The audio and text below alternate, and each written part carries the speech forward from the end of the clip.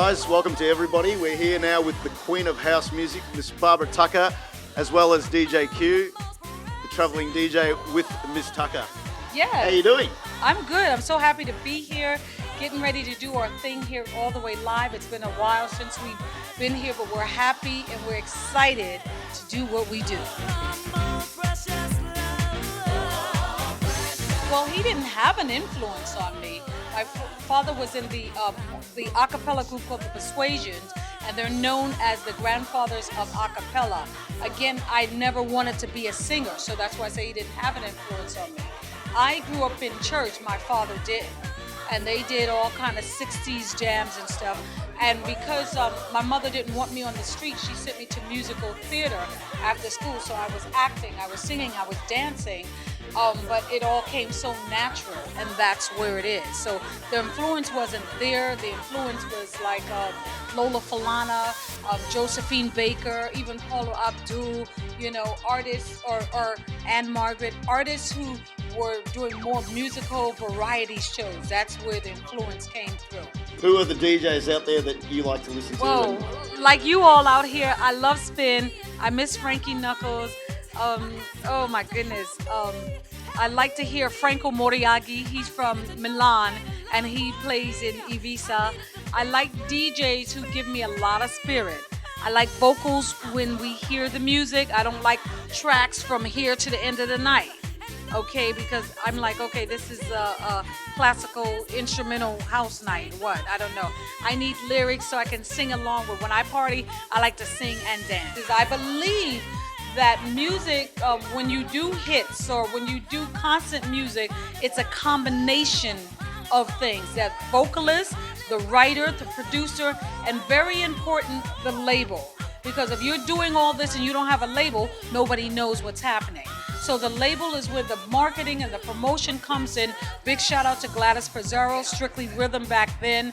And they pushed it. Then we were, it was licensed to Positiva EMI in the UK, and it just went from there. So I want people who are listening to understand that it's always a combination. It's just not a singer and a producer, but it's a machine, and you have to get into the business of how it's going to turn. Okay, well, fast forward a few years. And your years at your time at the Paradise Garage, I believe you were a dancer. Well, actually, what happens is I was working with two groups. Lee Rogers, who did the Magic the Moment. I performed with him July 4th, at the last July 4th and 5th at the Garage. And I also performed with Tanya Wynn, who later worked with two Puerto Ricans, a Black and Dominican. That's Robert Clavillas and David Cole. And we did work also at the Paradise Garage. So I had the pleasure of performing on the stage background. I've always been somewhere, whether choreographing, dancing, background singing, staging, or designing or something. I've always been in music in one aspect or the other. And you've collaborated with some amazing artists, amazing DJs. Run through how it all works. Like, I see David Guetta is one of the guys you work with. I was on his first album. I wrote two of the songs, Barbara Preaching Paris, and then the other song is called Give Me Something. Back then, he wasn't as big as he was. He was a club owner, and he and his wife owned an Indian restaurant. So an associate, he's a friend as well as an agent. His name is Matthias Columba, from France. They knew each other very well, and he booked me at his club.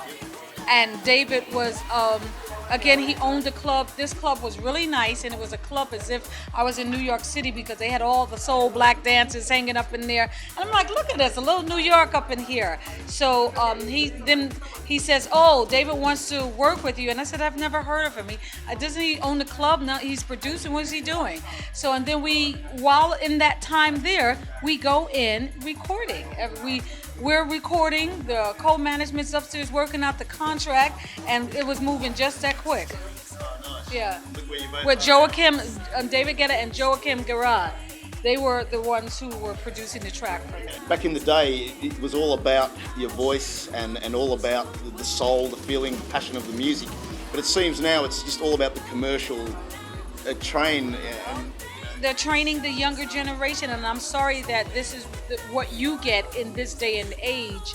that you get to see everything manufactured in that way, and you don't get to feel the soul and the passion and the teardrop of that artist who is writing, from even a Billie Holiday. You know, unfortunately, you don't get to see that. You don't get to see Michael Jackson's on the floor when they show it on TV of his play, how it's a dent in his rehearsal studio of him doing those turns that he has mastered so well.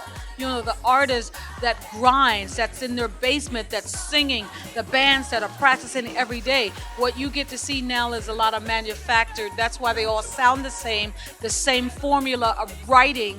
But if that's what you like, then I can't knock you. It's all good. But you also have one of the longest running club nights in New York called the Underground Network. Oh, the Underground Network is a party that I do with Don Welch, and where we house and stage DJs and artists. We've done dance contests, we've done turkey parties, and I love doing that party. We have a party coming up where we're going to be celebrating Don's birthday soon, December 12th, and we'll have Corey Day from the... Could you elaborate on the turkey parties? Well, not many parties around Thanksgiving in U.S., they do turkey parties. So I like to cook turkeys, and we feed the people. But we have some great parties coming up. Corey Day from the Savannah Band. We have Machine, There Before the Grace of God. So we tap into classic artists as well as up and coming house artists. So now we do the once a month thing, because my schedule tends to be very busy.